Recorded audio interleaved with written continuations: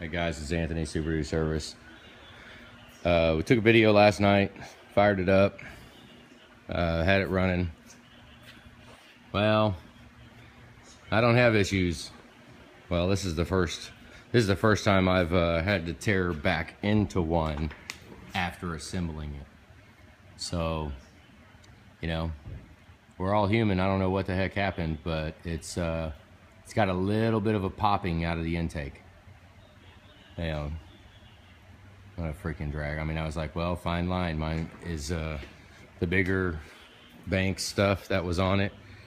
Is that the problem? Or is it rocker arms? Rocker arms, push tubes, valve bridges. I've never been to push tube. I've never broke a rocker arm after install. And I've been saying that for freaking years that I ain't never broke one. Well, I went ahead and took this down. We had a couple of issues. Went ahead and took it down. I mean, everything looks okay. I haven't cranked it yet. I think I'm gonna go ahead and expose the passenger side as well. Go ahead and get down on the passenger side, plug everything up, and I just, you know, check the lobe lift. I mean, I'll put a dial indicator on if I got to, and make sure all the lobe lifts are right with each other. You know, something's going on. I meant to start it. I meant to just pull the intake elbow off and fire it up to make sure that it's popping out of the intake, and not, you know, just a bunch of echoing going on from the bigger charge air cooler system that banks this big old stuff down there, that monster freaking charge air cooler. But I don't know. I'm gonna go ahead and yank the other side, but I got more freaking issues. First off, the freaking AC system is not holding vacuum. Now, it could be my fittings. It could be my machine there not holding vacuum. I mean, I need to put I think 7.2 more ounces of oil in it. And I know the oil that comes in these doesn't have any dye in it, so, because we cleaned the whole system, put a new accumulator on it, new compressor. So what I'm gonna do is I'm gonna go ahead and charge it. I'm gonna shoot the 7 ounces of dye oil in it, and then charge it, and then I'll get the UV light out and I'll see where it's at. I don't really want to go pressure testing it. I'll just charge it up and then watch for where the leak's coming from, because it very well could just be from my fittings.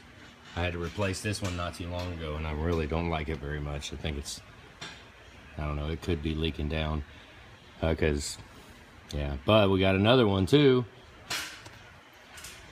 No low pressure oil, which those of you that know, if you don't have low pressure oil, the truck won't run. The truck's not gonna run. Well, the truck ran. So what does that tell you? Low pressure switch. So I pulled got down in there, pulled the low pressure switch, and whatever the heck happened, the freaking threads came out of the freaking oil cooler cover. It kind of looks like it had, I didn't notice anything when I put it back together, but it looks like it had something on it, because that doesn't really look like threads. It looks like almost sealant. So they're 7/16 by 20 is the thread pitch of the oil sending unit, oil pressure switch. Now I've got a test fitting somewhere around here. I'm gonna grab a test fitting and throw it on it, and go ahead and bypass that, and let's see what kind of actual oil pressure we're getting. I gotta find this. I gotta find it. It's somewhere around here. But I'll figure out what kind of actual oil pressure mechanically we're getting. So yeah, that's what a freaking drag. And they're here. They flew in. They're in town. I hate being behind the 8 ball. I hate it. I don't like. I do not like being rushed and having. I mean, they're not rushing us. They're being really cool about it. I haven't really talked to them. I didn't want to let it go. I mean, the popping actually is not that bad. I mean, I'm kind of afraid that I'm letting it. I'm inspecting too early. And you know, if there is a pivot point on the fulcrum, little pivot you know, the little pivot point that rides on the valve bridge, if it is worn or worn down in, I'm afraid I might be too freaking early to have actually seen damage. I mean, I did let it heat all the way up. I warmed it all the way up to 190. I figured, you know, breaking in like that is never a bad thing. Warm it up, get it all the way hot. You know, I didn't let it idle all the way up. I was, you know, between, you know, 600 RPMs and 1100 RPMs. I generally let it get to about 130 degrees or 120 degrees before I even touch the throttle. And then from 130 all the way up to 190, I'll go no higher than like 1200 RPMs. Generally, I'll bounce between like 1100 and idle. You know, just kind of bounce between those two. Just trying to get the rings to seat, you know. And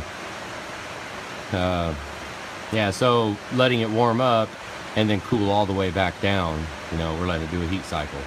So then I'll fire it back up again.